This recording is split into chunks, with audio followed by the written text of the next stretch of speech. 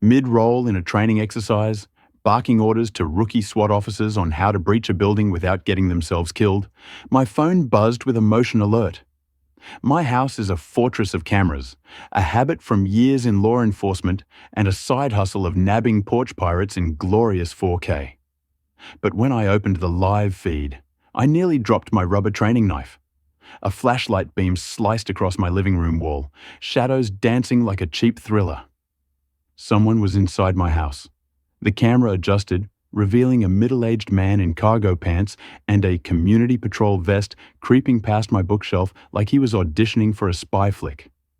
Two others trailed, one in a fishing hat, another with a walkie-talkie clipped to a fanny pack. My stomach didn't twist from fear, but from sheer disbelief. It was Valerie Monroe's fake security patrol, and they'd just broken into the wrong house.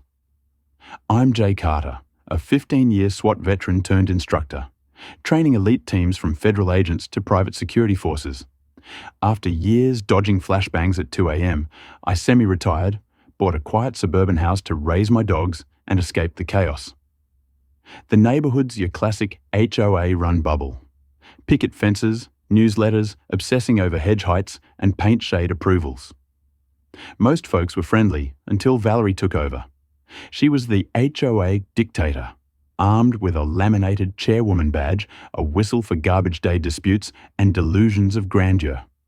Her latest obsession? A civilian community safety task force, because to her, the cul-de-sac was Gotham City.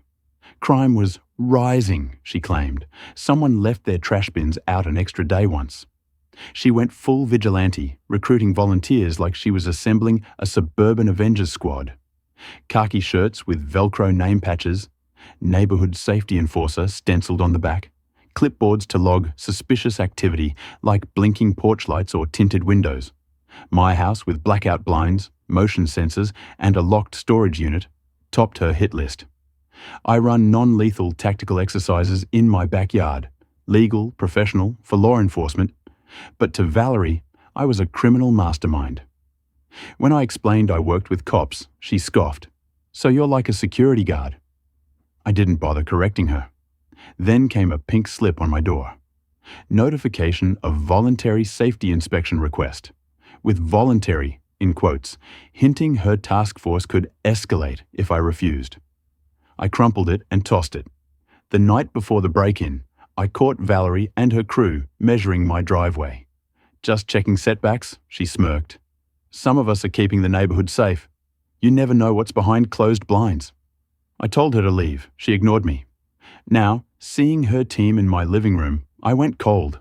Not panicked, but calculating. How long to reach the house? Could I intercept them?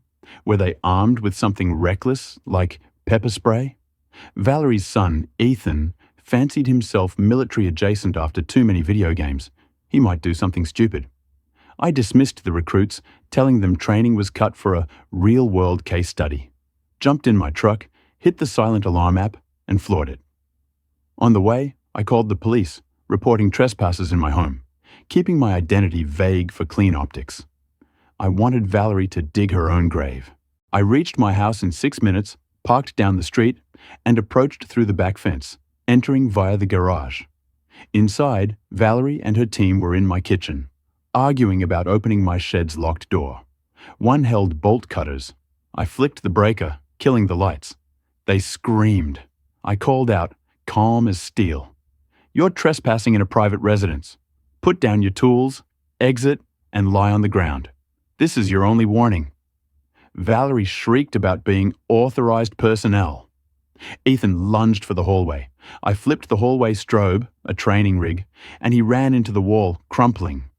The others scrambled, but I was at the door, flashlight in their faces, instructing them to get down.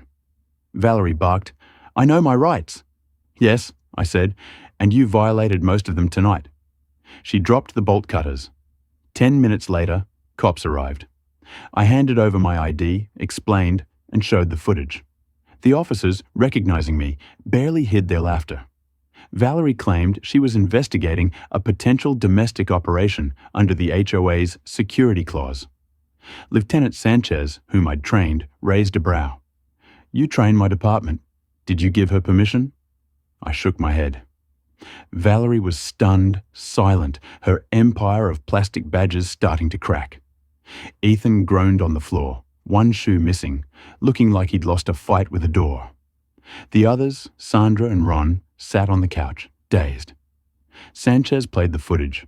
Valerie's voice echoed, "Cut the lock." "I don't care if it's illegal. He's probably building bombs." The silence was golden. Sanchez said, "You forced entry without a warrant, consent, or emergency justification." Valerie stammered, "It was an HOA-sanctioned wellness check." I replied, "You picked my gate lock, disabled the camera, and entered with tools. That's burglary." Sanchez called for backup. Valerie, Ethan, Sandra, and Ron were separated for statements. Valerie refused to answer unless legally mandatory, acting like a half-informed TV lawyer. Neighbours gathered as I watched from the door. Mrs. Harper, across the street, martini in hand, mouthed, "What happened?" I shrugged. She grinned. An officer confirmed they'd filed charges for unlawful entry and possession of prohibited self-defense weapons. I let the city handle it, knowing Valerie would dig deeper if left alone. She was escorted out, warned not to return, her face a mix of rage and humiliation. Neighbours asked what happened. Valerie's security team broke in. "Caught on tape," I said. Jaws dropped. Someone laughed. I cleaned up. Drawers opened, furniture moved, even the dog food container checked. What did they expect? A meth lab behind the spice rack? Reviewing footage, I labelled files for police and realised Valerie wasn't just annoying. She was dangerous, delusional, with enough influence to drag others into her madness. She'd broken my trust in the neighbourhood. This wouldn't just be a police report. She'd face accountability with strategy and precision. Within a day, the story exploded on the neighbourhood group chat. A teen's blurry video of Valerie being walked out by cops went viral, captioned, "Valerie's cops arrested for breaking into SWAT guy's house." The chat lit up. Residents shared stories. Mr. Evans said Valerie accused his daughter of domestic espionage for using binoculars in a science project. A single mom said Valerie's patrol followed her son for wearing a hoodie. Valerie's 4-year reign of intimidation shattered.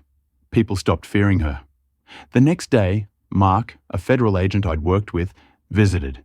We reviewed footage, audio, and HOA emails where Valerie listed high-risk homes, including mine, a firefighter's, and a nurse's. Mark said, "This could be coordinated harassment and unlawful surveillance, especially if she used HOA dues."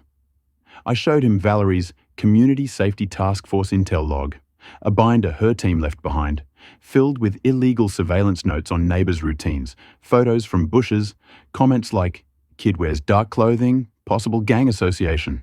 Mark nodded. If this was unlicensed private investigation, it's a legal violation. I sent the footage anonymously to a local news blog. They ran HOA hero or power-hungry trespasser. Suburban Valerie leads illegal raid on SWAT trainer's home. It hit Reddit's R, entitled People Gaining Thousands of Upvotes. The HOA board held an emergency Zoom meeting.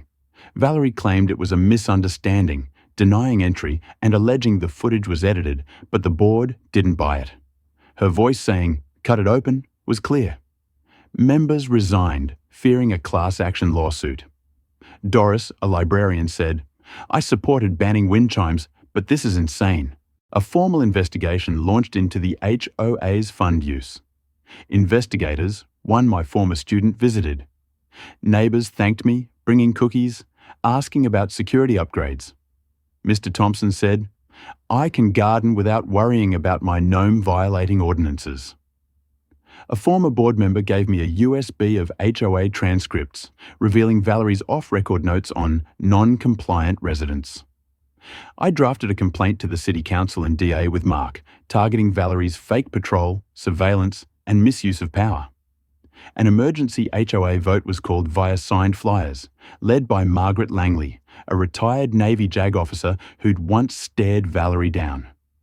The clubhouse meeting was packed. Valerie arrived with 2 teens in HOA Patrol Recon Unit polos, strutting like she was delivering a State of the Union. She claimed the incident was a training miscommunication, alleging I'd invited them for a joint security exercise and the footage was doctored by malicious digital actors. I handed Margaret a flash drive. The footage played, Valerie directing her squad to breach my door, Ethan crashing into the wall, Valerie ordering Ron to check for bomb supplies. Gasps filled the room. Margaret asked, "Do you deny this is you?" Valerie stammered, blaming lighting and voice manipulation.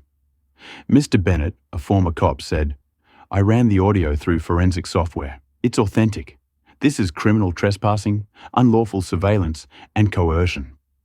Motions passed to remove Valerie as chair, disband her task force, and permanently ban similar groups without a 2/3 vote and city approval.